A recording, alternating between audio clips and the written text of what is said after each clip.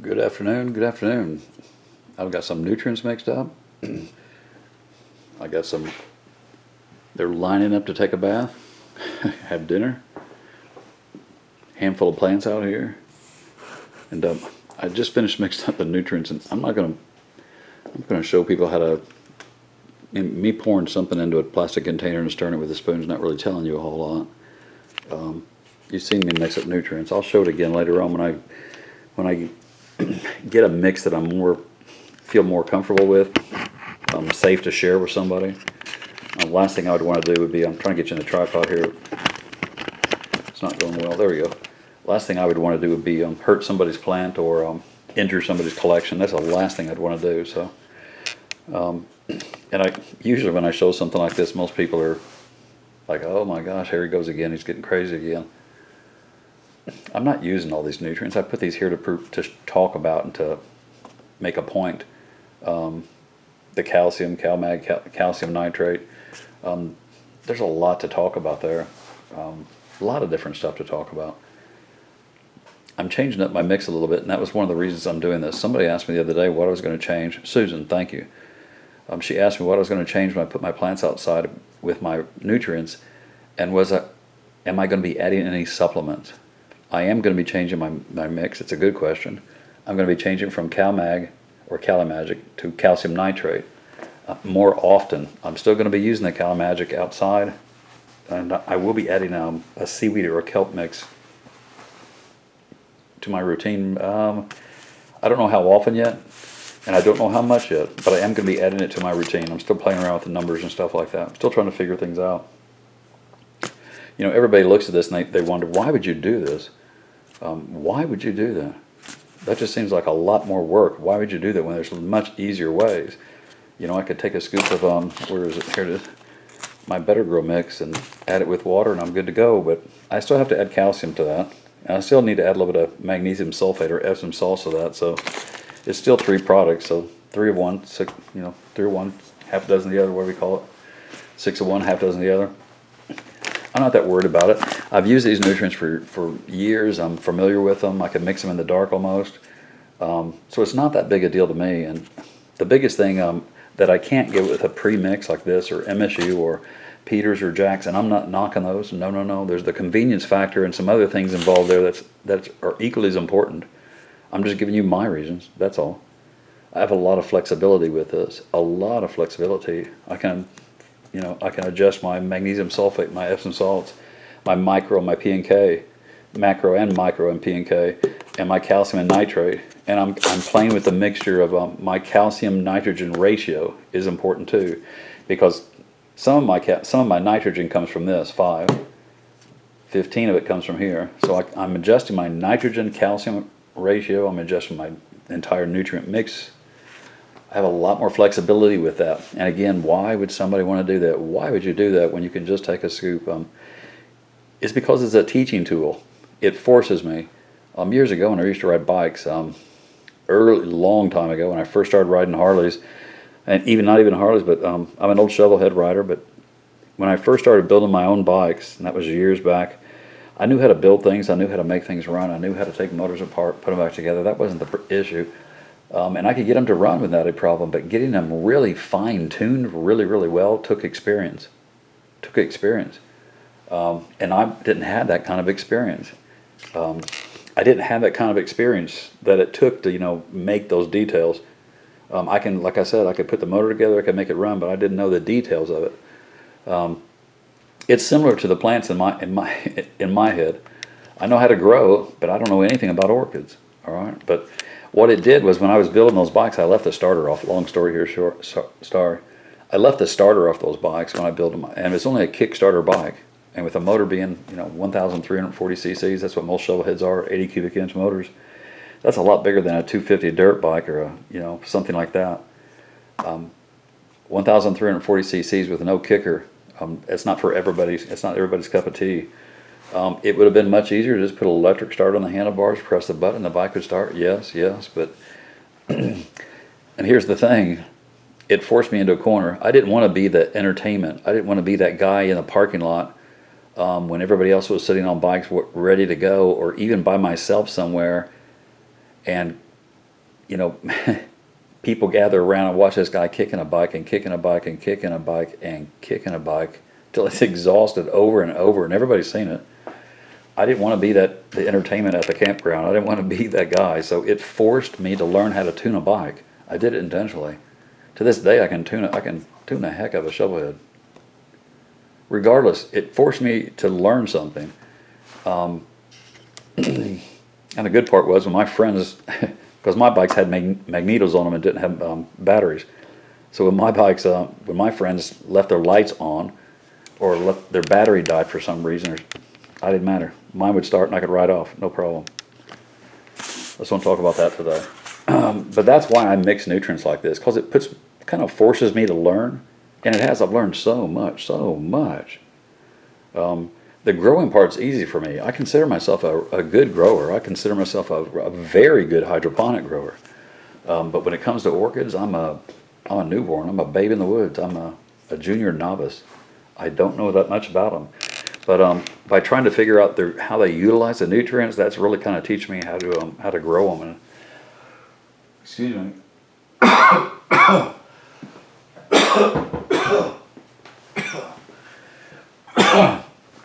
It's teaching me how to figure out how to grow them. It's just teaching me a lot. That's why I do this. It gives me a lot of flexibility, and it's kind of forcing me to learn. So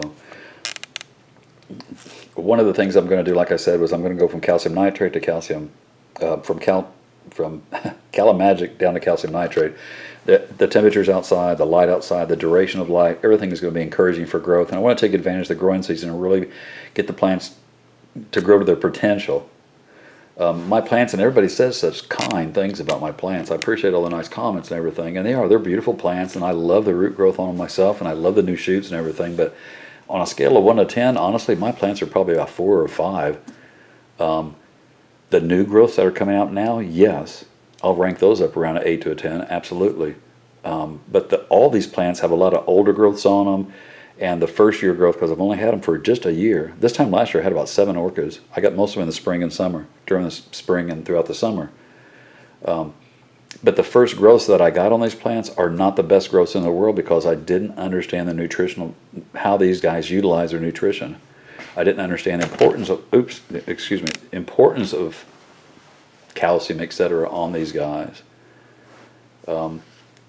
Like I've said before, tomatoes and peppers and things like that, they grow so much differently. If you take 3 pepper plants, they all look pretty much the same above, even though they might give a different colored fruit or a different type of fruit. But down below ground, their roots are almost identical. There's not a lot of difference. And you can tell from above that that's a pepper plant and that's a pepper plant, even though it might be different varieties. A tomato, pretty much the same way. Below ground, the roots are almost identical. But when you start looking at these guys, little thin roots, these great big thick, 1/4 and 3/8 inch roots, really fine hair-like roots back here. See the difference just in the roots alone, and then you start getting into the other plants' body parts, structure, and it just gets crazy. Really, really difficult. The growing part, again, is easy, but pushing it to the orchids, I don't know how. So I'm kind of looking at orchids a little bit differently, because I'm trying to figure this out in a short period of time. I don't think I have enough time in my life to figure out how these guys really grow. To do it by experience, to do it by just watching them. And even though you might have a grower who he's a professional orchid grower. He understands what the plants needs. He knows what works in his greenhouse. He's gotten a routine down. He knows how much of this he mixes, how much of that he mixes, but he might not be able to tell you why or how the plant utilizes that, or why it needs to have that extra this or extra that, or not as much this at a certain time. I'm trying to look at it from a different way because of the time constraints here. By looking at how the plants actually grow and utilize their nutrients, it's given me a lot of insight in how to grow orchids. And that, I'm not even sure if that makes sense. It's hard to get that concept or get that idea across. It really is. Inside the cabinet where I keep all my nutrients, I have a sheet of paper just like this. I just copied it real quick, and not very well either. But it hangs on the cabinet, so at a glance, just at a glance, even though I know this stuff in the back of my head, my memory's not that good, because of my issue, I've lost a lot of cognitive abilities. I struggle for words, get my thoughts crossed, lose my place very quickly, that kind of stuff. And I think you guys are all aware of that. But this hangs in there, and then next to it is another sheet that has the pH absorption ranges that everybody's saying me have also. And I go back to those all the time, all the time. You know, when I was talking about reserves the other day, mobile nutrients, immobile nutrients, we were talking about reserves, remember? That's reserves.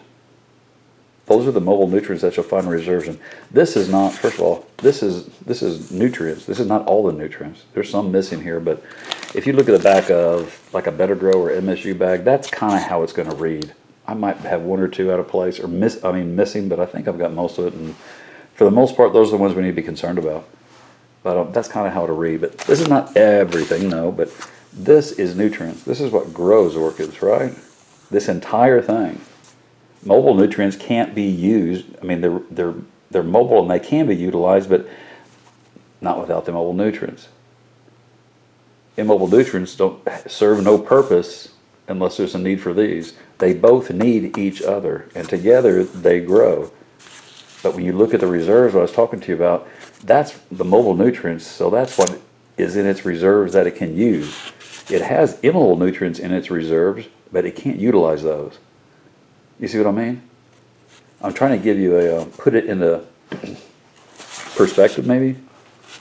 So when you talk about mobile nutrients, what a plant has in its reserves, that's all it has to grow with. All right? And that's what's missing. And vice versa. Now, again, I just want to see if I can trigger a couple of little things. Down at the bottom here, I list macro and micro. Macro, these are nutrients that they use a lot of, quite a bit of.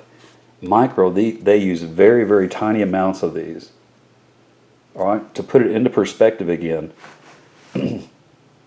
macronutrients, they are used in a range from 1,000 to 15,000. All right, micrograms or per kilogram, but that's not important, the measurement. The measurement's not important, it's a number. They need this, their range on this is from 1,000 to 15,000. The range on micronutrients is from 20 to 100. See the difference? 1,000 to 15,000. Let's just put it, even if it was just like parts per million, they need 1,000 to 15,000 parts per million versus 100 to 20 parts per million. They use very, very tiny amounts of these to put it into perspective. And those are chlorine, iron, boron, zinc, copper, molybdenum, nickel, and manganese. That's the micros. Macros, nitrogen, potassium, calcium, magnesium, phosphorus, sulfur. All right? So knowing that right there, just that little tiny bit of information, all right? Go back up here to this list again, to the immobile nutrients. See, I highlighted micro, the tiny ones. The ones that are highlighted here, those are the micros, the tiny ones. Boron, iron, manganese, copper, zinc. So out of all the immobile nutrients, they use very, very tiny, tiny amounts of this compared to the calcium. Gives you an understanding of how important the calcium is. All right, very tiny amounts. So what stands out is calcium and sulfur. Now sulfur, deficiencies in sulfur are rare because sulfur is everywhere. It's in our water, it's in our soil, it's easily accessible, it has a super wide range of absorption. So sulfur deficiencies are not an issue. You really have to have some things messed up for sulfur to not be able to be absorbed. It has an important relationship with nitrogen, but you could almost take it off the list because sulfur issues don't very rarely occur. So what does that leave? If these are used in teeny tiny amounts and sulfur is not a problem hardly ever, what's that leave? What's left? See what I mean? That's where I keep going back to that. And this goes back to, that's exactly why that, God bless that gentleman, that older gentleman in New Zealand who told Deborah Woodrow that calcium was the secret to growing orchids. I wish I could thank him in person. thanking for me, Deborah. And thank you, Deborah, for telling me that. That really triggered some thoughts in my head and started really opening some doors up. But when you look at it overall, to put it in perspective, that's why. That's such an important element, because it cannot grow with these unless it gets the immobile nutrients. And what's the most important immobile nutrient in here? The one it uses a lot of, that seems to be the leader of all of them? Calcium. I'm trying to put it in perspective a little bit. I hope that does. All right. I wrote old growth and new growth down here. Old growth shows deficiency, new growth shows deficiency in my chicken scratch. All right. Again, I have to give you a visual. And if I try and give you a visual in an orchid, it's almost impossible. I'm trying to, again, just get a concept across to you. So I'm going to go with like a pepper plant or a tomato plant, because I think everybody has seen a pepper and a tomato plant in their life. All right.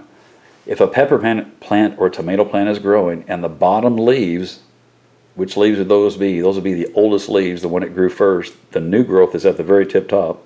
So the bottom leaves, the oldest leaves, if they start turning yellow, all right, that's on the older growth. That's on the older growth. That means it's a mobile nutrient issue. And we're talking about nutritional issues, not biotic or viral or an injury. We're talking about nutrients. If the issue is on an older growth, it's a mobile issue. The leaves are turning yellow, it might be because it's not absorbing enough nitrogen, might not be getting enough nitrogen, or it's growing so fast it needs more nitrogen. See what I mean? And so what it does, because it's a mobile nutrient, it'll borrow it from the older growth down below, move it to the top where it's actively growing, and the older leaves will slowly die off and turn yellow. All right? Now this one you can do it with the orchids very easily. If it shows in a newer growth, those new root tips, that new bulb, that new, oops, I'm moving everybody too fast, that new shoot coming up right here turns yellow on the tip or black, those new root tips turn black and die back, that new leaf, that new cane, that bulb, etc. All right, if it shows on the new growth, the deficiency shows on the new growth, I'm going to repeat those, like flower spikes start coming out and they die back. Root tips die back, new shoots turn black, new growths, new leaves, the tips of new leaves, even after the plant gets almost full size and the very, very tip of the leaf starts to die back, it's on the new growth. Just look and figure out where the growth is. If it's on the new growth, it's an immobile nutrient. And when you look at all the immobile nutrients, which one's the most important one in that list? Which one does more? Which one's utilized more? Calcium, again, it goes back to calcium. I'm not harping on calcium I wasn't just harping on calcium just for fun. There's a reason for it. So why is all this important? New growth, old growth? Because when the biggest problem that we have with all of our plants is diagnosing one. When one gets sick, you bring it home and it's sick, or it gets sick a week later, which is usually the case. How do you fix it? What do you do? How do you know what to do? Well, that right there, if it's on the old growth, you don't need to worry about these. I just cut your diagnosing issues in half, first of all. That's what that does. It cuts your diagnosing in half. If it's on the old growth, this is all you have to worry about. These don't come into play, probably. If it's on the newer growth, like, for instance, on a tomato, they get that blossom end rot, or a black on the end of the fruit. That's a brand new growth coming out. Everybody knows that blossom end rot is calcium deficiency. See how that works? It's not orchids we're talking about on that one. Anybody who's grown tomatoes for any length of time or who really knows tomatoes knows that blossom end rot is a calcium deficiency, and that's on the very tiny little new growth. But see what I mean? It works. It really does. It works. So this will cut your diagnosing in half, just that alone right there. It's worth it just knowing that much. And then because of how important are these, there's such tiny amounts, you really don't need to worry about the rest of that stuff. If you know what calcium does and how it works, you pretty much got your mobile nutrients almost covered. The mobile nutrients are a little bit different story. Some of these guys can do some serious stuff. There's a lot of, if you look down at the macro, there's N, P, and K in the macro, and calcium and magnesium. See what I mean? So these are used a lot more. But then again, so is this. This is such a key to this. Remember, these can't work unless they have this. And what's the most important one here? Calcium. I keep going back to it. Keep going back to it. I'm trying to put it in perspective. That's all I'm trying to do. For some, I'm probably, beating a dead horse here. And for others, they've lost interest and have probably turned off the video already. I don't know. I'll find out in the comments, I guess. I don't know. So if you concentrate, and chlorine's not that big of an issue either in these, but if you concentrate on what this little handful of stuff does right here and how it reacts and how it works with the plant, see how much easier you can diagnose your issues now? And then you have to also, again, put it in try and make it work with these guys.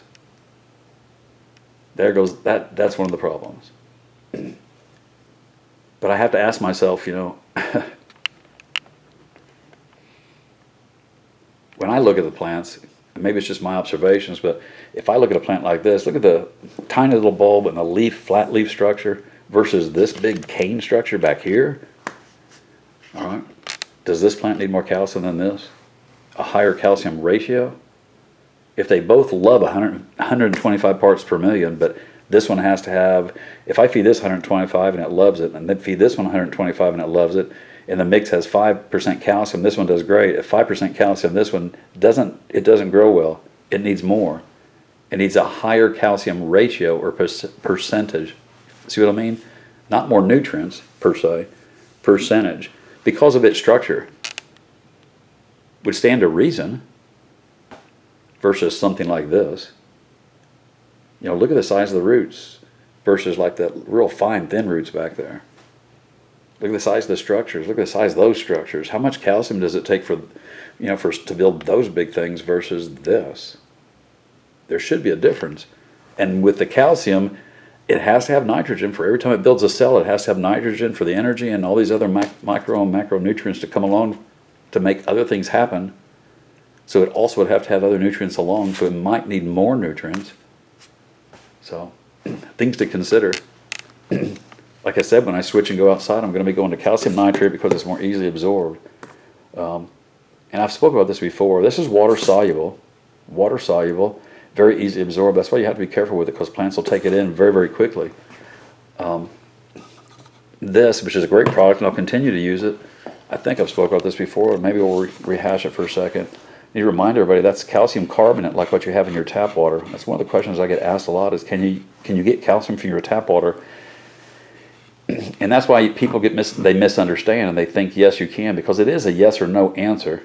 For your orchids, no.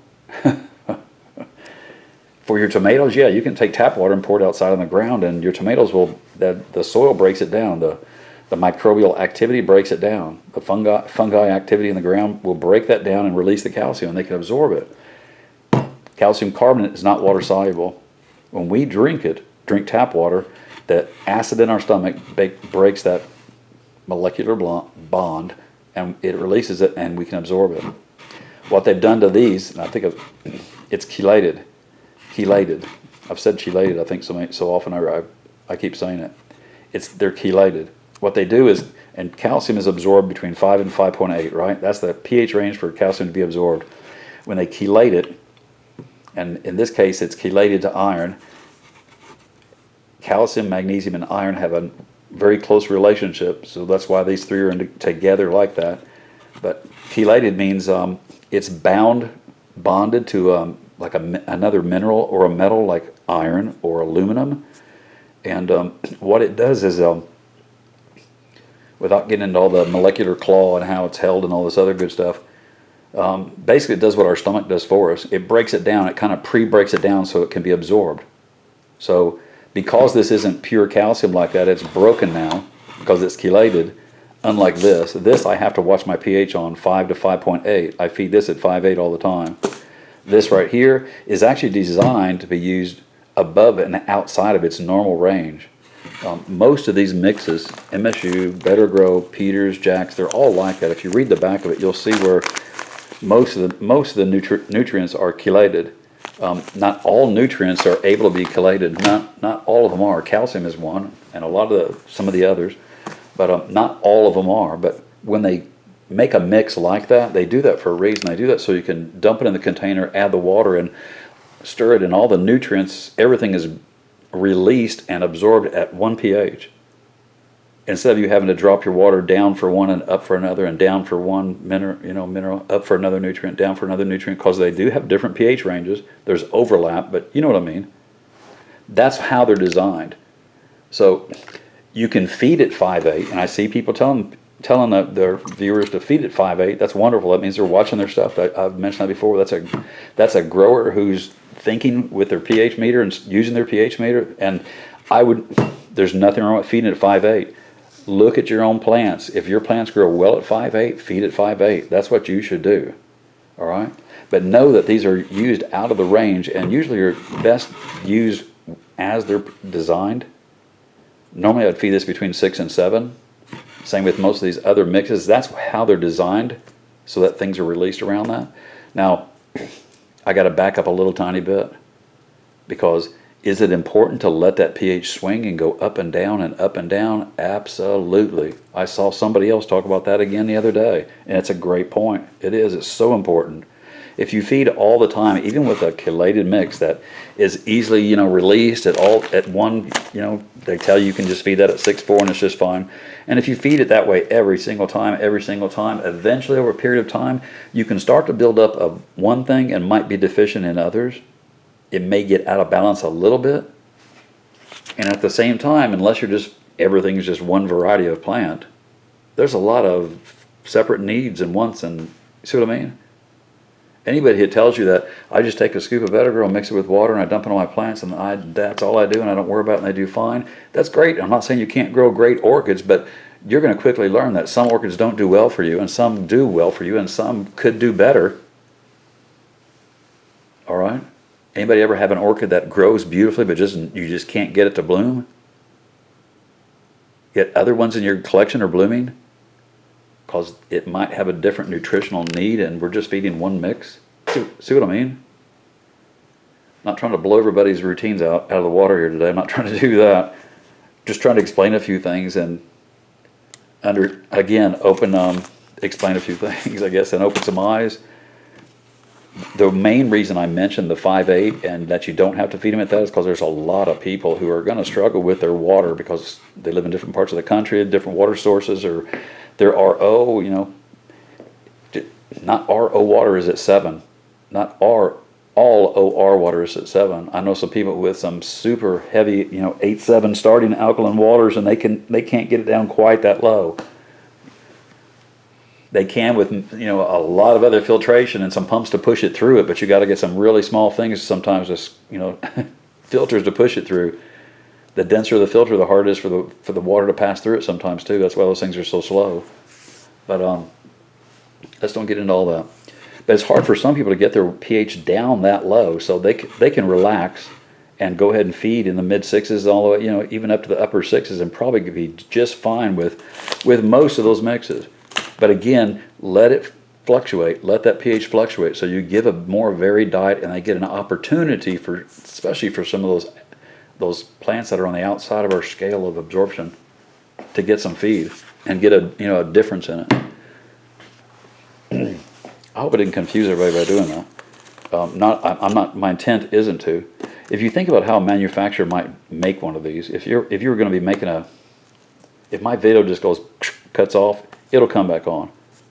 It'll come back on immediately after I'll have the rest of it on there. But if I get long on these, it'll just cut off. But if you're a manufacturer and you're trying to decide how much nutrients to put in your package, are you going to put the heavy amounts to cover all the heavy feeders, or are you going to put the low amount of nutrients in there just to cover the low feeders? You're going to probably cover that middle range where it covers most of them. You're going to pick a happy medium with your nutrient mix, and there's always going to be some outside of that scale that are going to need a little bit more, and some that didn't need quite that much.